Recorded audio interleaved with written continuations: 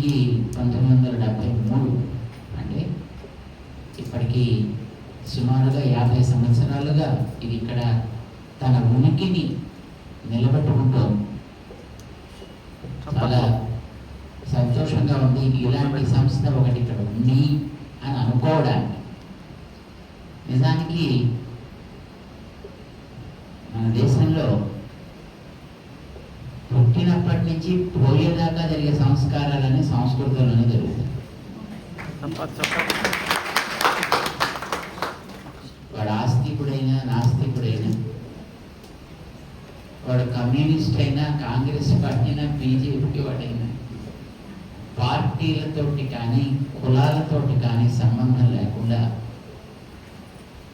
వ్యక్తికి పుట్టినప్పటి నుంచి జరిగే చర్మ సంస్కారాలు కానీ, ఆ తర్వాత ఏమైనా వాడు చేస్తే ఆ చేసుకునే కార్యాలు కానీ అన్నీ సంస్కృత భాషలోనే జరుగుతాయి.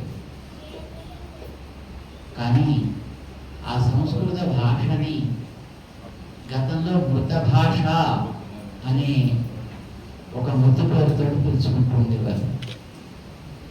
ఇప్పుడు మా లక్ష్మీనాథాచార్య వారి యొక్క మాట ప్రకారం ఎందుకో పనికిరాని సంస్కృతం అని అన్నారు అని అంటున్నారు. ఓకే, ఎవడికో మల్లెపూ ఇస్తే ఏదో చేస్తాడని ఏదో అంటారు. అట్లాగా విలువైనటువంటి ఒక వస్తువుని విలువ గుర్తించని వాడు ఏ రకంగానైనా దాన్ని సంభావిస్తాడు. తిరుపతిలో ఉండేటటువంటి మన సంస్కృత సంస్థ కంప్యూటర్లో ఎంత బాగా సంస్కృతం దాని యొక్క ప్రభావాన్ని చూపించగలుగుతుంది అనే దాని మీద వాళ్ళు పరిశోధన చేసి దానికి ఉండేటటువంటి గొప్పతనాన్ని చాటారు. దాని తర్వాత బెంగళూరులో ఉండేటువంటి సీడాక్ వాళ్ళు కూడా సంస్కృత భాష మీద విశిష్టమైనటువంటి ఒక విలక్షణమైనటువంటి కృషిని చేసి అందులో కూడా దాని యొక్క ప్రభావాన్ని నిరూపణ చేసుకున్నారు. ఒకడు సంస్కృత భాషను గుర్తిస్తాడా గుర్తించడా అనేది ఒక పక్కన పెట్టి, భాష ఏదైనా భాషగా దాన్ని రక్షణ చేసుకోవడం అనేది ఎవరికైనా అవసరం. భాష నిర్మాణం చేయడం చాలా కష్టం. నిర్మితమైనటువంటి భాషని రక్షించడం అనేటటువంటిది చాలా అవసరం. ఈ రోజుల్లో అడవుల్లో ఉండే ఆదివాసీల యొక్క భాష, గోండ్ల భాష, లంబాడీ భాష, ఇంకా ఇలా ఉండే అనేక రకాల వాళ్ళ యొక్క వ్యావహారికమైనటువంటి ఆ పద్ధతిని గమనించి వాటికి ఒక రేఖా పరికల్పనం అనేది ఈవేళ చేస్తున్నారు. అంటే అక్కడ ఏదో ఒక భాష ఉంది, కానీ దానికి లిపి లేదు కనుక దాన్ని లిపిని తయారు చేద్దాము అని ఈవేళ వాటికి ఒక లిపిని తయారు చేసే ఒక విధానాన్ని ఈవేళ అవలంబించి వాటి కోసమని కోట్ల రూపాయలు ఖర్చు చేస్తున్నారు. రకరకాల భాషల యొక్క పోషణ కోసమని ఈ దేశంలో ఈవేళ ఉగ్రవాదులుగా లోకంలో చెల్లుబాటు అవుతూ ఉండేటటువంటి వ్యక్తులకి సంబంధించిన భాషల్ని కూడా మన దేశంలో కోట్లు ఖర్చు పెట్టి వాటి కోసమని పరిశోధన చేసి విభాగాలు పెట్టి దాంట్లో ఎంతో కృషి చేస్తున్నారు. అది చదువుకునేటటువంటి వాళ్ళకి కావలసిన ప్రోత్సాహాన్ని కూడా కలిగిస్తూ వాళ్ళకి కొంత వేతనాన్ని కూడా ఏర్పాటు చేసి ఉపకార వేతనాన్ని ఇస్తూ వాటిని కూడా పోషిస్తున్నారు. ఎవరో ఏదో చేస్తున్నారనే మాత్సర్యం మనకేం అవసరం లేదు. It's okay. They want to encourage the language, let them encourage the language and we love that. మనకి ఆనందమే. ఎక్కడ ఏ వ్యవహారం సాగేదానికైనా ఒక రేఖా పరికల్పనను తయారు చేసి దాన్ని ఒక గ్రంథంగా అందించి దాన్ని చదువుకునే వాళ్ళకి ప్రోత్సాహాన్ని ఇవ్వడం అనేది మనం ఎప్పుడూ ఒప్పుకుంటాం. ప్రపంచంలో ఉండే అన్ని భాషలకి కూడా మాతృక సంస్కృతం అని తెలిసిన వాళ్ళు చెప్తున్నారు. తెలియని వాళ్ళ గురించి మనం మాట్లాడదు. తెలిసిన వాళ్ళు చెప్పే మనం ఈవేళ జగత్ ప్రసిద్ధంగా ఉందనుకునే ఇంగ్లీష్ కొన్ని దేశాల్లో అసలు వాడరు, వాళ్ళకి తెలియదు, రాదు. చైనా వాళ్ళకి అసలు ఇంగ్లీష్ ముక్క రాదు. మన వాళ్ళు మాట్లాడేటప్పుడు తెలుగులో ఎన్నో భాషల పదాలు మనకు కలిసిపోయి రకరకాల ఏమంటే వాళ్ళ తారీఖు ఎంతండి? ఎంత ఈ తారీఖు? ఏ భాష? తెలుగా అని కూడా మనకి తెలియదు. అంటే రోడ్డు బాగుందండి, ఏ భాష అది అని కూడా మనకు అనిపించదు. అలాగ మన భాషలో దాని జీన్స్లో కలిసిపోయి ఎన్నో పదాలు మనం వాడుకుంటున్నాం. మనకు కూడా పదాలు లేకపోలే. దానికి బాట, మాటము ఉన్నాయి పదాలు మనకి లేకపోలేదు. కానీ మనం ఇతర పదాలను తెచ్చుకుని మన దాంట్లో సొంతం చేసేసుకున్నాం. మా దగ్గర రామానుజ స్వామి వారి యొక్క మూర్తి నిర్మాణానికి చైనా వాళ్ళు వచ్చారు. వాళ్ళు ఇక్కడ కొంతకాలం చేశారు. వాళ్ళు మాట్లాడుకునేటప్పుడు ఎక్కడైనా పొరపాటునైనా ఒక్క ఇంగ్లీష్ పదమైనా దొరుకుతుందా అని సెర్చ్ లైట్ పెట్టి వెతికినా ఎక్కడ నో. జర్మన్ కూడా అంతే, ఫ్రెంచ్ కూడా అంతే, డచ్ కూడా అంతే, పోర్చుగీస్ కూడా అంతే. ఎన్నో దేశాల్లో ఆంగ్ల భాష లేదు, కానీ వాళ్ళు వైజ్ఞానికంగా చాలా పురోగతిని సాధించి ఎవరు చేరలేనంత ఎత్తులో ఉన్నారు.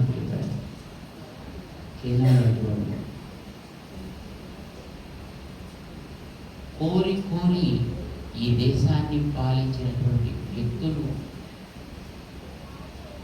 ఈ ప్రపంచానికి మార్గదర్శనం చేసి మానవ జాతికి ఇతిహాసాన్ని నిర్మించి ఇచ్చినటువంటి ఈ దేశానికి జీవనాడిగా ఉండే భాష సంస్కృతాన్ని ఎలాగైనా లేకుండా చేయాలి అనేదే వాళ్ళ ఎజెండా కావడం చేత మొదటి నుంచి దాన్ని ఎట్లా తొలగించాలి, మిగతా వాటికి ప్రాధాన్యాన్ని ఎట్లా పెంచాలి, దీని మీదే దృష్టి పెట్టారు.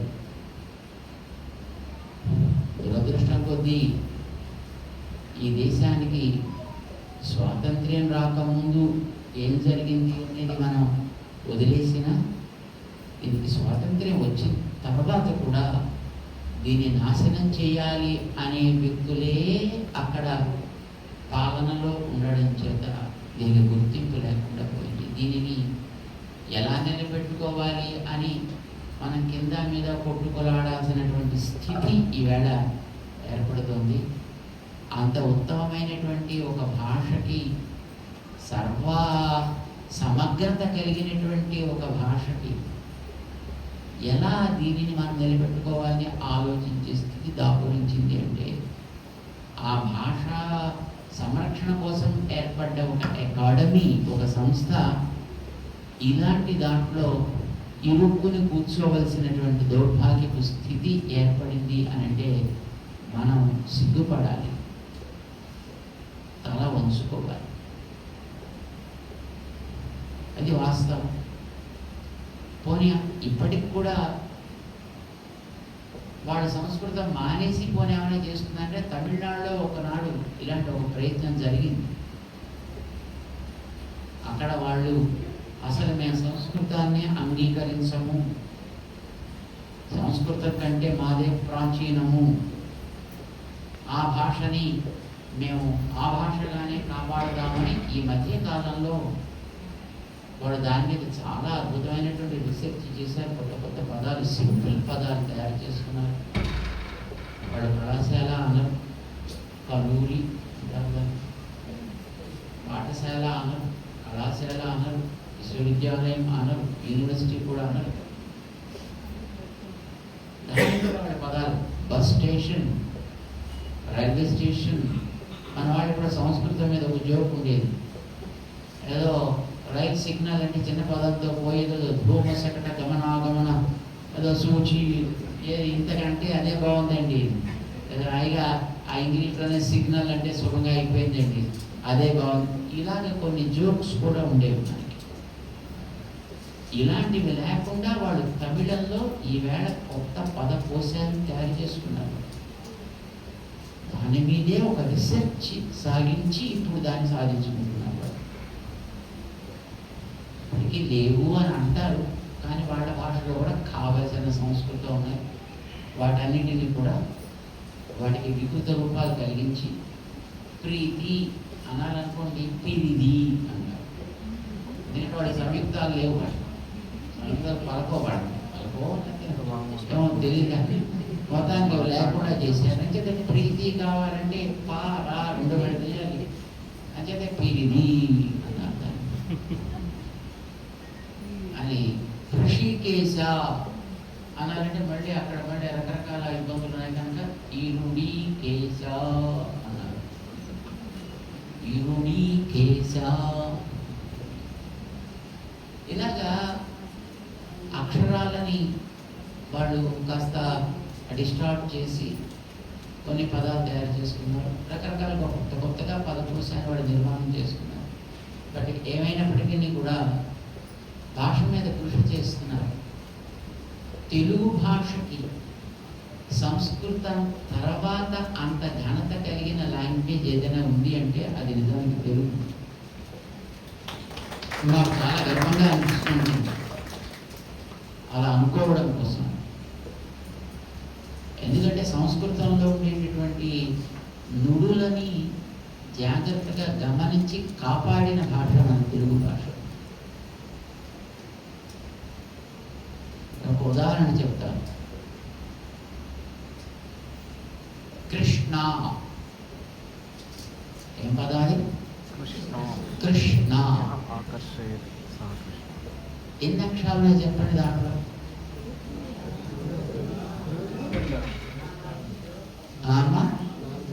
చెప్పండి, సరిగ్గా చెప్పండి, కరెక్ట్గా చెప్పండి. సంస్కృత అకాడమీ వారు మీరు అంచేత కరెక్ట్గా చెప్పాలి.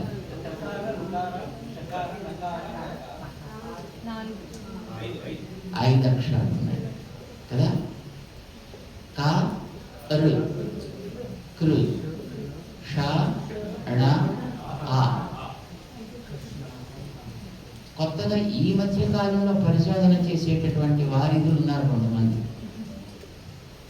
వాళ్ళు కరుషణ కరుషణ అని ఇలా ఎందుకంటే షాణాయ ఉన్నాయి కనుక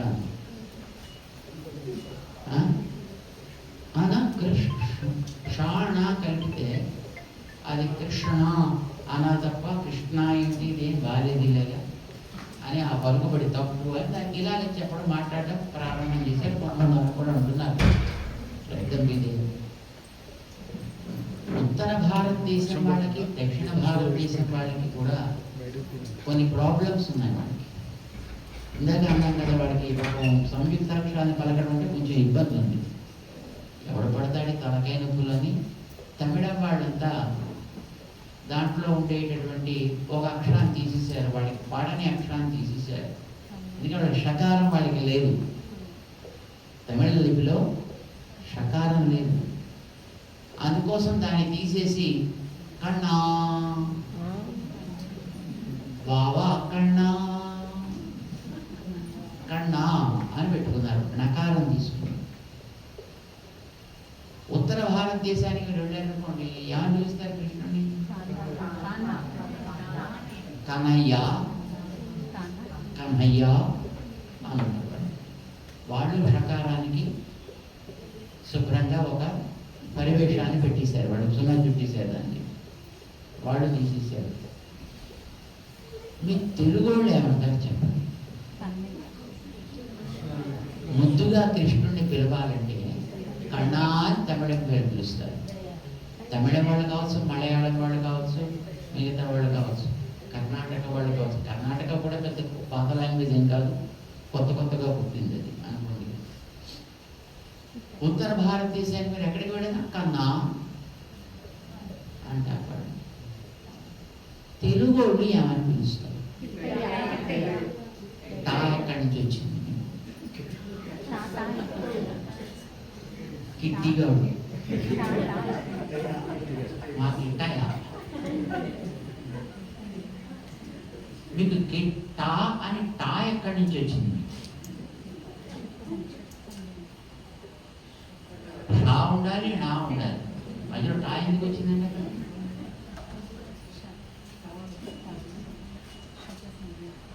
భాషలో ఉన్న వాటిల్లో ఏదైనా పైకి కనిపించాలి తప్ప లేని పట్టుకొచ్చి పెట్టచ్చు.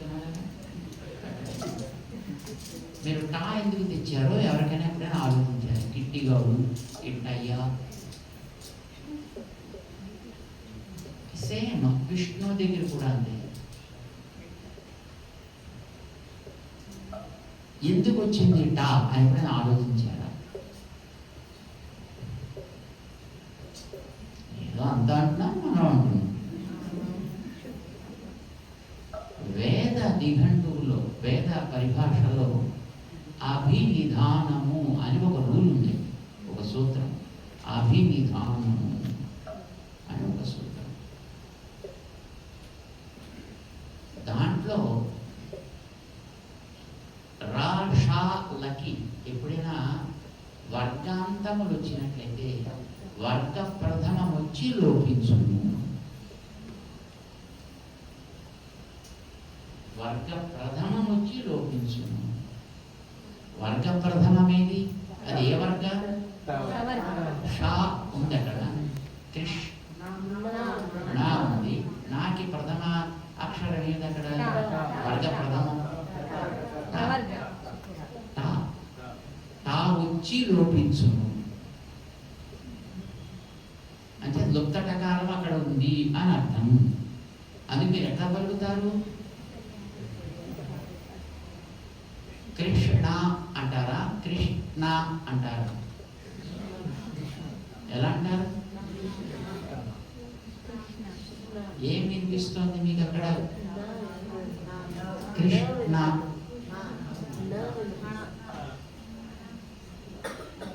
కృష్ణ, కృష్ణుడు అన్న కరెక్టమా? కృష్ణనాడు కన్నా కరెక్టమా? కృష్ణ కరెక్టా? కృష్ణ కరెక్టా? ఇప్పుడు ఈ కొత్తగా పాడేటువంటి భక్తిదారులంతా హరే కృష్ణ హరే కృష్ణ అని వాళ్ళు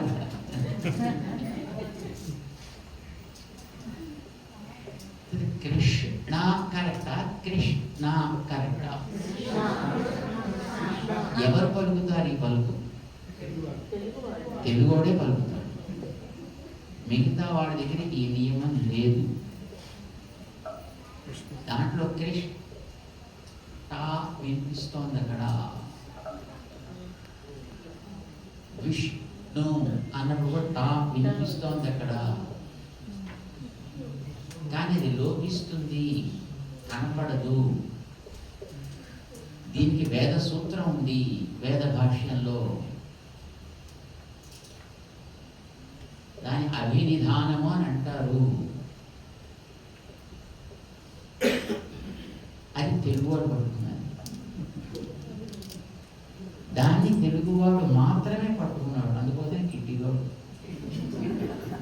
మా కిట్టయ్య అంటారు.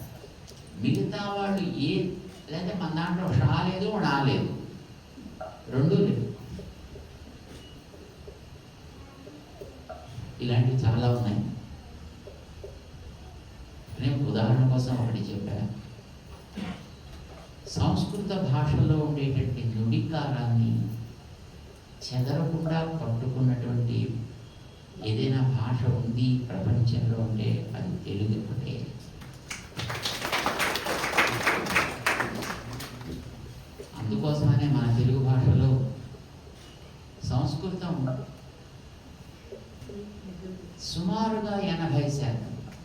కలిసిపోయింది. అలా మనం వ్యవహారం చేస్తాము. మన దగ్గర ఇంకా బతికి ఉంది. ఉత్తర భారతదేశంలో ఉందనుకోండి, కానీ అక్కడ కూడా పెద్దగా గుర్తింపు లేకుండా ఉంది, కానీ ఉంది. దక్షిణంలో అట్టే పెట్టుకున్న వాళ్ళు ప్రైవేట్గా ఎవరైనా ఉంటే అట్టే పెట్టుకున్నారు, పోయింది. మన తెలుగు వాళ్ళ దగ్గర చాలా వరకు సురక్షితంగా ఉండేది, పలుకుబడి కూడా బాగుండేది. కానీ ఈ మధ్య కాలంలో దాన్ని మనం కూడా కొంచెం కోల్పోయేటటువంటి స్థితికి చేరాం. భాషని కాపాడుకునే అవసరం అయితే ఉంది. భాష కోసం కాదు, భాష ప్రాచీనత కోసం కావాలి. ఈ మధ్య కాలంలో ప్రాచీనత మీద దాడి జరుగుతుంది. ఆలయాలు జీర్ణోద్ధరణ చేస్తాము అని పేరు పెట్టి ఆలయాల్లో ఉండేటటువంటి ప్రాచీనతని తీసేసి ఆధునికమైనటువంటి నిర్మాణాలతోటి మేము ఎంత బాగా చేశామో డెవలప్మెంట్ అని చూపించుకుంటున్నాం. సమాజంలో ఉండే వాళ్ళందరికీ చాలా బాగా చేశారండి, నిజమే అని అనిపిస్తుంది. దానివల్ల ఏమవుతోంది లాభం మీకు అని ఆలోచించారా? ఏమవుతుంది?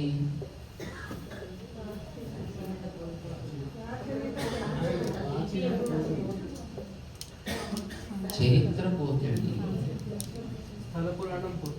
మీరు నిన్నే కదండి కట్టింది, ఏమిటి పెద్ద మీరు ఎక్కడి నుంచి ఏదో కబుర్లు చెప్తారేంటి అంటారు. అంటే మీకు వెనకాల ఉండే హిస్టరీ పోయింది. ఇతర దేశాల్లో కూడా ప్రాచీనమైన వాటిని తొలగించి నూతన నిర్మాణాలు చేయడం అనేది ఉంది. కానీ ప్రాచీనమైనటువంటి ఆ లుక్, దానికి ఉండేటటువంటి ఆ భాగాన్ని ఎక్కడ కూడా కొదవ లేకుండా చెదరకుండా కట్టి లోపల ఫెసిలిటీస్ క్రియేట్ చేస్తారు. దాని యొక్క రూపురేఖల్ని ఎక్కడా మారలేదు. కానీ ఆ లోపల ఉండేటటువంటి సౌకర్యాలు ఇప్పుడు మనకి ఏవేవి అవసరమో అలాంటి సీసీటీవీ దగ్గర నుంచి మొత్తం అన్ని పెట్టి చక్కటి కంట్రోల్ పెడతారు. కానీ పైకి మాత్రం మీరు అక్కడ చూడగానే మీరు ఎక్కడికో ఆ ప్రాచీనమైనటువంటి కాలానికి వెళ్ళినట్టుగానే అనిపించేవి చేస్తారు. దానివల్ల చరిత్ర బతుకుతుంది. మీకు చిన్న ఉదాహరణ చెప్తా. తిరుమల కొండ మీద ఒక మొండి గోపురం ఉండేది.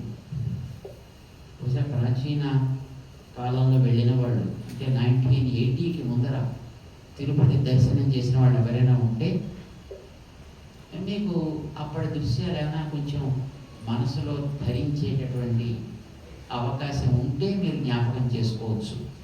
నడిచి వెళ్ళేటప్పుడు కొండ మీదకి మెట్లు దాటగానే ఒక మొండి గోపురం దగ్గర నుంచి అలా దిగితే ఆంజనేయ స్వామి దగ్గరికి వచ్చేవారు. ఆంజనేయ స్వామి దగ్గర నుంచి నేరుగా వెంకటేశ్వర స్వామి దర్శనానికి వెళ్ళేవారు. ఇలా వెళ్ళి అలా దిగుతుంది. అక్కడ ఒక మొండి గోపురం అనేది ఉండేది. ఆ మొండి గోపురాన్ని 1981 సమయంలో అప్పట్లో ఉండేటటువంటి ఒక ఎగ్జిక్యూటివ్ ఆఫీసర్ పివిఆర్కే ప్రసాద్ గారు, ఎందుకంటే పనికిరాదు కదా, ఇది ఇంకా పాడైపోయింది, ఇది శిథిలం అయిపోయింది, కానీ దీన్ని తీసేసి అక్కడ ఏరియా బాగు చేద్దామని దాన్ని పూర్తిగా తీసేసి దాని అంతటినీ ప్లెయిన్ సిట్టింగ్ ఏరియాస్ కింద మార్చాలి. ఇట్స్ ఎ గుడ్ థింగ్ అనిపిస్తుంది మామూలుగా మనం చూసే వాళ్ళకి. ఆయనకి అట్లాగే అనిపించింది, మిగతా వాళ్ళకి అట్లానే అనిపిస్తుంది. చాలా బాగుందండి, చక్కటి మంచి ప్లెయిన్ ఏరియా కూర్చోడానికి, అంత ఏరియా విశాలమైన ఏరియా వచ్చింది కదా అని అనిపించింది. కానీ ఆ మొండి గోపురం వెనకాతల ఒక చరిత్ర ఉంది. సుమారుగా 9వ శతాబ్దంలో, 8వ శతాబ్దం చివర 9వ శతాబ్దంలో తిరుమల కొండని దర్శనం చేసుకోవడానికి వచ్చేటటువంటి మహనీయుల్లో వీర నరసింహరాయలు అనే ఒక మహానుభావుడు అటు పశ్చిమ ప్రాంతం నుంచి, అంటే కర్ణాటక నుంచి అనుకోండి, అప్పట్లో కర్ణాటక అనేది లేదు, పశ్చిమ ప్రాంతం నుంచి ఆయన రామేశ్వరానికి సేతు సాగరం అనేవారు అప్పట్లో. దాన్ని రామేశ్వరం అనే పేరు కూడా ప్రసిద్ధంగా లేదు అప్పట్లోనే. సేతు దర్శనం కోసమని బయలుదేరాడు ఆయన. సేతు దర్శనం అది ఎప్పటి నుంచో ఉండేది. సేతు దర్శనానికి బయలుదేరాడు. మధ్య మార్గం ఆయన తిరుమల కొండను దర్శించాలి అని పైకి ఎక్కాడు.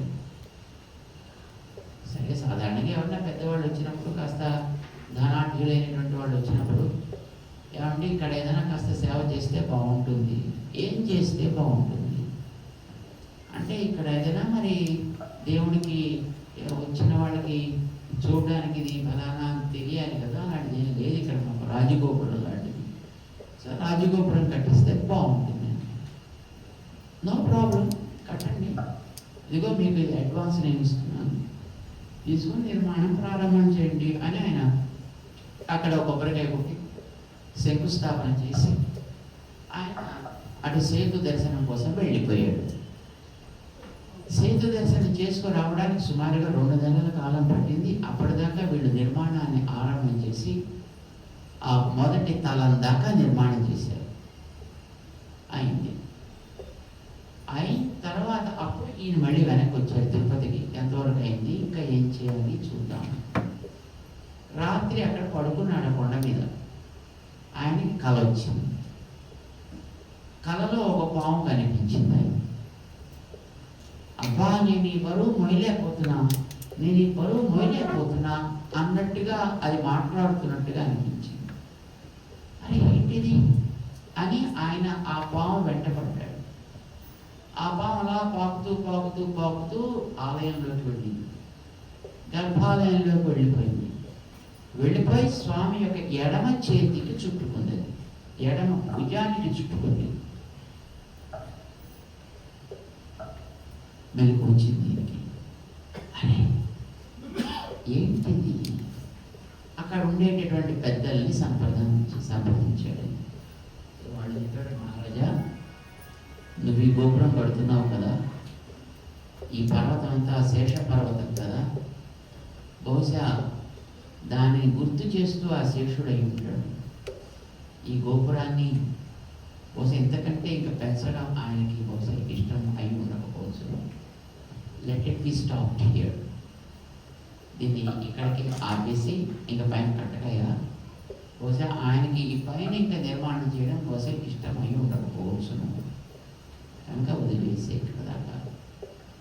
అయ్యో మరి నాకు భారంగా ఉంది అని ఆయన చెప్పినట్టుగా అనిపించింది కదా, అది ఒక దోషమే కదా, దానికి ఏం ప్రాయశ్చిత్తం నేను చేయొచ్చు అని ఈ రాజు అడిగితే, స్వామి చేతికి చుట్టుకున్నట్టుగా నీకు అనిపించింది కదా ఎడమ చేతికి, అంటే ఎడమ చేతికి ఒక బంగారు సర్ప ఆభరణాన్ని, నాగ ఆభరణాన్ని తయారు చేసి నువ్వు సమర్పించవయా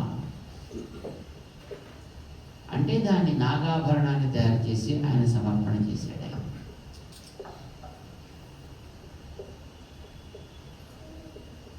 వెంకటేశ్వర స్వామి వారి దగ్గర నాగాభరణం ఎడమ చేతికి కనిపించడానికి ఈ గోపురం ఒక ఐతిహాసిక వాస్తవం.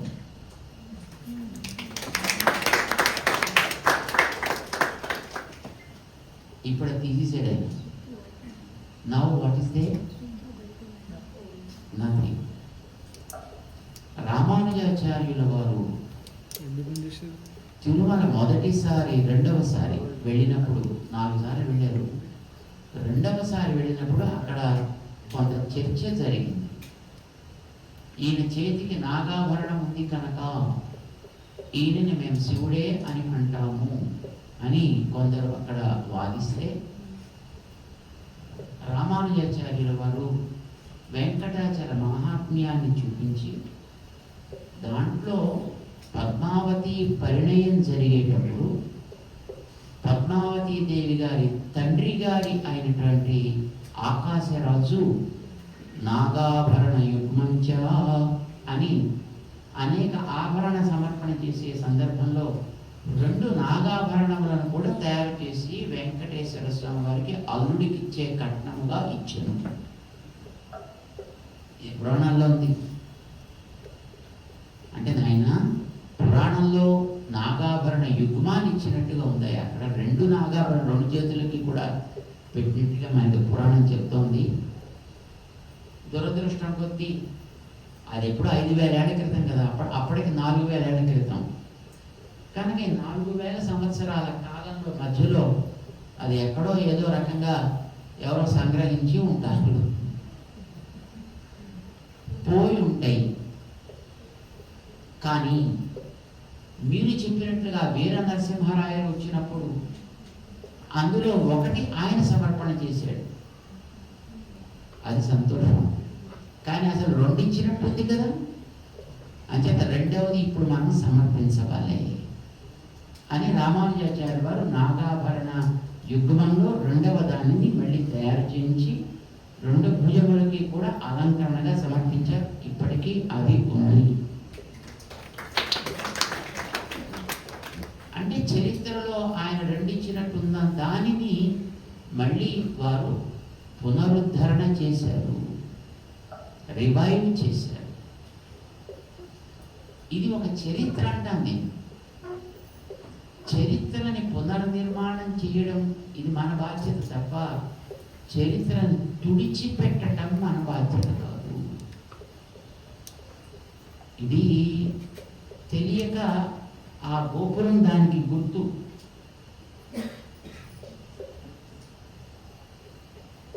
ఇది తర్వాత వేకాళ్ళ మంటప హడావుడు వచ్చినప్పుడు ఇవన్నీ బయటకు వచ్చాను. తర్వాత పివిఆర్కే గారికి దీన్ని చూపించాను. చూపిస్తే నాకు అప్పుడు చెప్పలేదు, బికాస్ ఆయన కొత్తగా వచ్చినటువంటి ఎగ్జిక్యూటివ్ ఆఫీసర్, యంగ్ ఆఫీసర్, మంచిగా చేయాలనే మంచి ఉత్సాహంతో ఆయన చేసిన పని తప్పు కాదు. కానీ ఆయనకి సరి అయినటువంటి మార్గ నిర్దేశం వెనుక నుంచి లేకపోవడం వల్ల అలాంటివి అక్కడ చాలా జరిగాయి.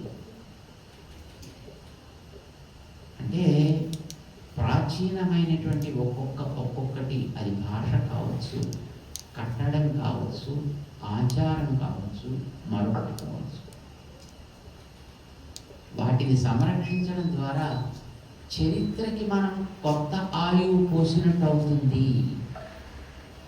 ఇప్పుడు సంస్కృత భాషకి మీరు సంరక్షణ కలిగించేటటువంటి మహోద్యమంలో ఉన్నారు. అంటే మీరేం చేస్తున్నట్టు, ఇక్కడ ఏం చేస్తున్నారు? సేతు నిర్మాణం చేస్తున్నారు. మీరు ఎంతకాలానికి? వైదిక కాలానికి సేతు నిర్మాణం చేస్తున్నారు మీరు.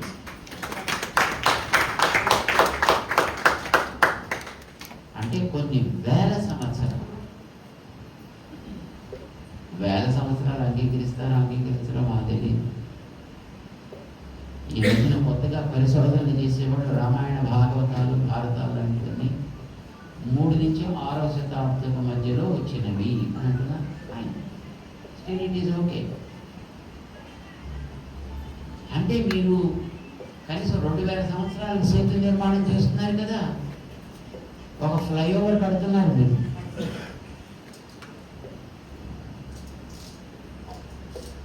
కానీ ఇంతకంటే ఇంకా లోతైన పరిశోధన చేసినటువంటి వ్యక్తులు 20,000 సంవత్సరాలు అంటున్నారు. 20,000 సంవత్సరాలు అంతకాలానికి మీరు కడుతున్నారు. మన నియమం ప్రకారం అయితే కాల నియతి లేదు. రామాయణం ఎప్పటిదో మీకేమైనా అవగాహన ఉందా? ఆది కావ్యం సాహిత్యాచార్యులు ఆది కావ్యమైనది అని మనం కొనియాడేటటువంటి రామాయణం ఎంతకాలం క్రితంది? ఎందుకంటే రామాయణంలో మనకి అందమైన సంస్కృతం కనిపిస్తుంది. కాస్త తెలుగు చక్కగా వచ్చిన వాడికి ఎవరికైనా రామాయణం అర్థమైపోదు, అంత లలితంగా ఉంటుంది. ఎప్పటిదో తెలుసు నాకు.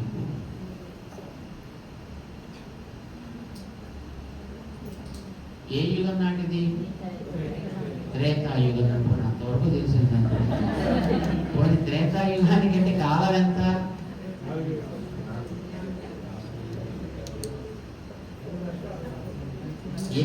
24,000 సంవత్సరాలు ద్వాపర యుగాలు, త్రేతాయుగం.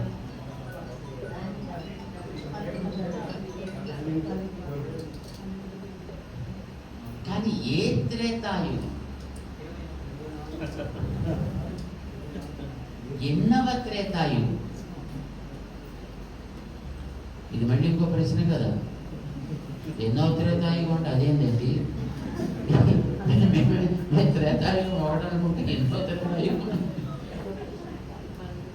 అంటే ఇప్పుడు మనం ఉండేది 7వ మనువు గారి కాలంలో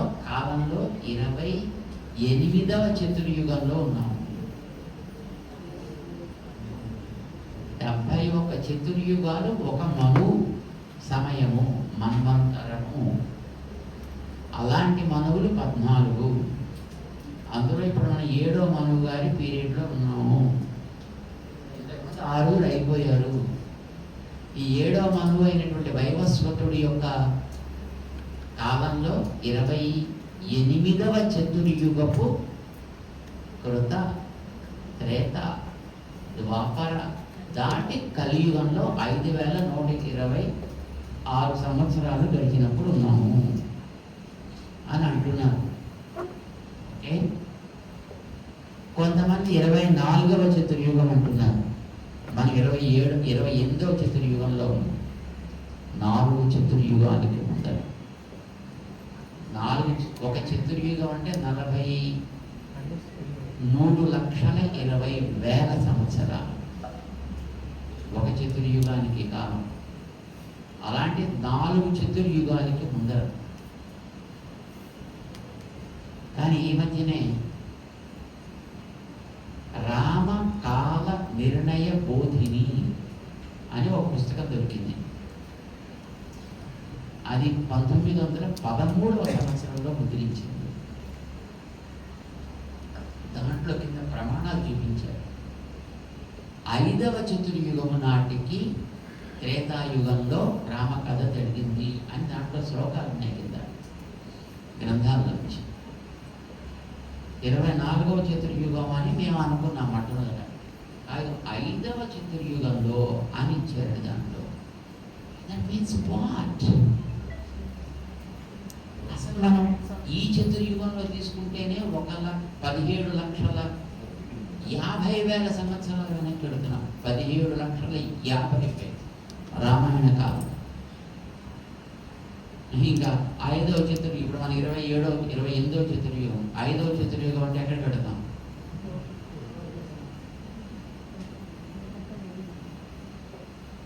$43 × 23 అండి. 43 లక్షలు × 23.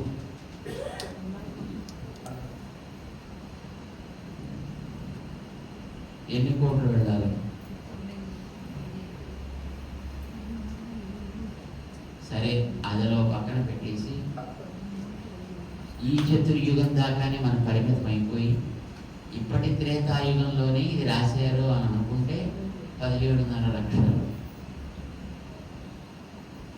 అది కూడా మానేసిపోని రీసెర్చ్ చేసినటువంటి మహానుభావుల యొక్క వాళ్ళ యొక్క సూక్తుల్ని తీసుకుని మనం చేద్దామంటే 20,000 సంవత్సరాలు. ఈవేళ మనం అనుకునే భాషలు ఒక్కటి కూడా ఆ వేళకి ఇంకా కన్సెప్షన్ కూడా కాలేదు, గర్భధారణ కూడా కాలేదండి. అప్పటికి ఈ భాష ఉంది. అందమైనటువంటి రచనా శైలితోటి ఏర్పడింది. ఇప్పటికీ వాల్మీకి రామాయణం ఎంత మృదు మధురమైనటువంటి భాషా ప్రవాహం, అది ఎంత అందంగా సాగుతుంది. అందులో ఉంది అంటే అప్పటి నుంచి వస్తుండే భాష, అన్ని కార్యాలకి ఉపయోగించే భాష, ఇప్పటికీ పుట్టినా పోయినా వాడే భాష. దాని పనికిరాని భాషని అనేవాడికి అసలు వాడికి బుర్ర ఉందందామా లేదందామా? నేను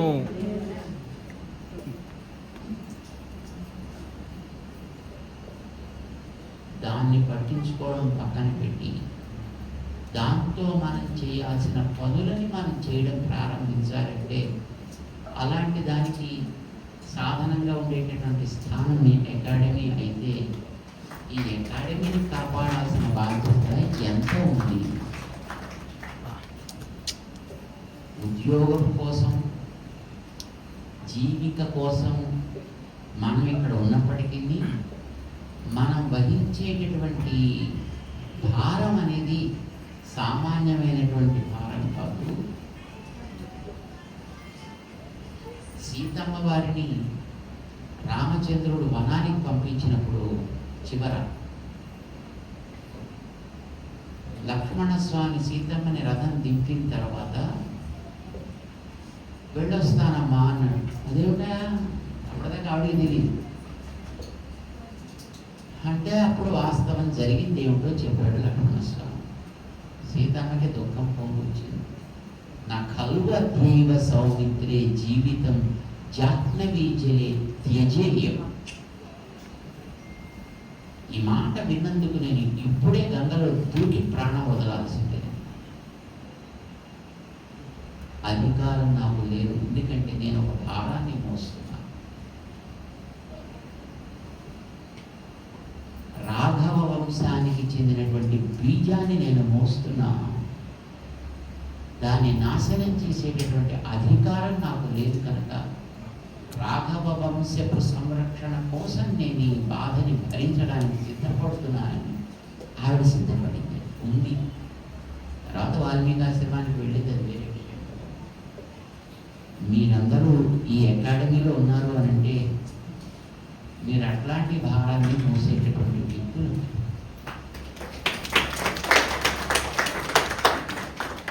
మీ ఉద్యోగాలు మీరు చేసుకోండి, మీ పనులు మీరు చేయండి.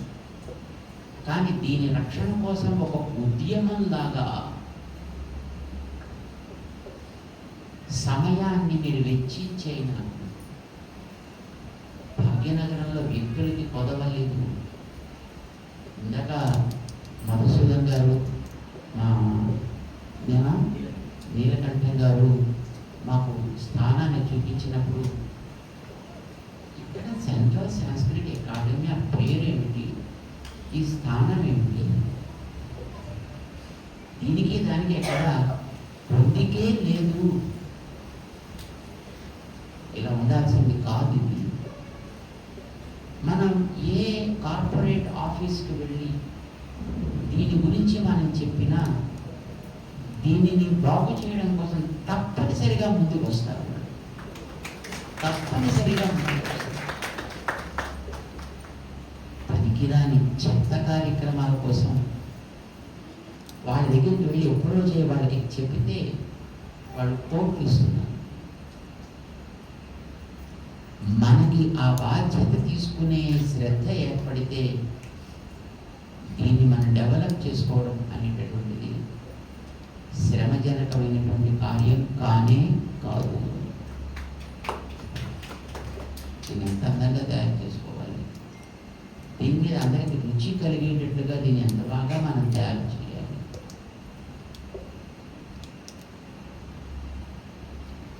ఇది ఒక ఉద్యమంలాగా స్వీకరించాల్సినటువంటి అవసరం ఉంది.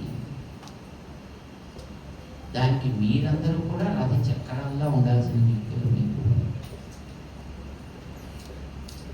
అందుకే మేము ఇందాక మన నీలకంఠం స్వామి చెప్పినట్టుగా ఏదో ఒక 100 మంది 200 మంది కూర్చోవడానికి మాకు ఒక ఆడిటోరియం కావాలి అని అంటే అసలు మన ఆలోచనయే దీనికి ఉండేటటువంటి ఈ సంకుచిత తత్వం పోవాలి. మా గురువు గారు పెద్దజీయ స్వామి వారు ఎప్పుడు చెప్పుకుంటారు, ఆకు పెద్దది పరుచు కూర్చోవా, పెట్టేవాడికి ఇంత స్పూన్ తోటే పెడదామని అనిపించచ్చు, కానీ నువ్వు ఇంత ఆకు పరుచు కూర్చుంటే వాడికి పెట్టేవాడికి సిగ్గేస్తుంది.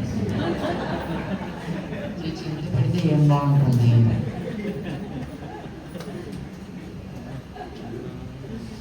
చేత మనం చక్కటి ఒక పథకాన్ని మనం రచించడం, దాంతో మనం కార్పొరేట్స్ని మనం అప్రోచ్ అయితే I'm sure that we can do it. దీనికి ఒక కొత్త రూపురేఖని మనం దిద్దగలగచ్చు.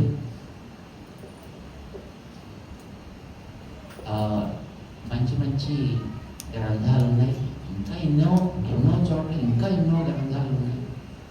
అలాంటి వాటిని మనం సంరక్షించుకోవాల్సిన బాధ్యత ఉంది. కొన్ని ముట్టుకుంటే అవి ఏమవుతాయో అనే స్థితిలో ఉన్నాయి. అలాంటి వాటిని సురక్షితంగా ఈ రోజుల్లో మనం స్కాన్ చేయాల్సిన అవసరం లేదు. ఎందుకంటే ఇప్పుడు మీ సెల్ ఫోన్స్ అంత పవర్ఫుల్. చక్కగా వాటిని ఉన్నదాన్ని ఉన్నట్టుగా దాన్ని డిస్ప్లే చేసి దాన్ని పైన ఫోటో తీస్తే you can get it easily. Scanning అంటే మళ్ళీ దాంట్లో ఒక పవర్ఫుల్ ఒక 9,000 10,000 లూమినస్ లైట్ దాని నుంచి నడవలసి వస్తుంది. Even that is also dangerous thing for the paper to preserve. అది కూడా అవసరం లేకుండా చక్కగా ఫొటోస్ తీసి మనం ప్రిజర్వ్ చేసుకునే అవకాశం ఉంది. ఈ రోజుల్లో అలాంటి మనకు అవకాశం ఉంది. వాటిని సురక్షితంగా పెట్టాలి. ఎందుకంటే ఇప్పుడు నోరున్న ప్రతివాడు కాస్తో కూస్తో లోపల ఏదో సరుకు ఉంది అనుకున్న ప్రతివాడు మన ప్రాచీన గ్రంథాలను తీసుకుని విశృంఖలమైనటువంటి వ్యాఖ్యలని చేస్తూ లోకంలో వదిలేస్తున్నారు. ఇదైతే రోజుల్లో అలా ఉండేది కాదు. అప్పటి అవసరాన్ని బట్టి ఏదో కొంత లోకానికి చెప్పాల్సింది. అది అద్వైతమో ద్వైతమో విశిష్టాద్వైతమో ఏదో ఒక సిద్ధాంతం లోకానికి చెప్పడం మన బాధ్యత. కనుక అప్పటి కాలాన్ని బట్టి మేము ఎప్పుడు చెబుతుంటాం, కొంతమందికి కోపాలు వస్తాయి.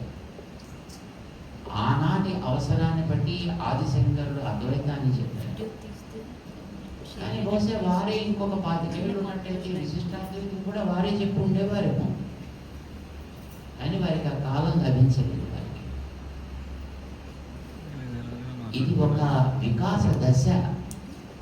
అప్పట్లో ఉండేటువంటి నాస్తికతని తొలగించడం కోసం, దానికి ఒక వికాసం కలిగించడం కోసం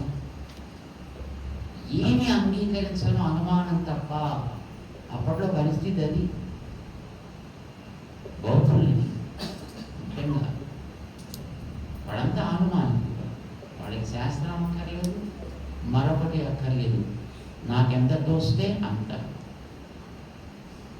మేఘం కూడా వాడు కనిపిస్తే మేఘం అని ఒప్పుకోరు. ఎలా ఒప్పుకుంటారు వాళ్ళు? మేఘాన్ని ఒప్పుకోవాలంటే, అది మేఘం అనాలంటే దాని గర్జన చూసి ఇది మేఘము, ఇది వాళ్ళ స్థితి. కానీ ఇదంతా ఉంది, అంతా ఉంది, ఉందని కాదనలేడు ఎవడు. కానీ ఏది ఉండదు. అలాంటి వాడిని ఒప్పించాలంటే శంకరాచార్యుల వారికి అప్పటికది పరిస్థితి, అది అవసరమైంది వారికి. నువ్వనంటే ఏమి లేదని అందాం రా నాయన, సర్వము శూన్యమే అందాం. కానీ సర్వం శూన్యంలో ఇన్ని కనిపిస్తున్నాయి, ఇన్ని చిత్రాలు ఏర్పడుతున్నాయి అంటే చిత్ర రచనకి వెనకాదల ఒక ఆధార భూమిక ఉండాలి రా నాయన. ఈ వెనకాదల గోడంటూ ఉంటే ఇక్కడ దీనికి ఏమైనా మా స్వామివారు ఎప్పుడు చెప్తుంటారు, ఏదో సతి కేసే, ఏదో చూడా బంధనం అని. అంటే అసలు ఏదో ఉండాలి కదా, ఒకటో రెండో వెంట్రుకలు.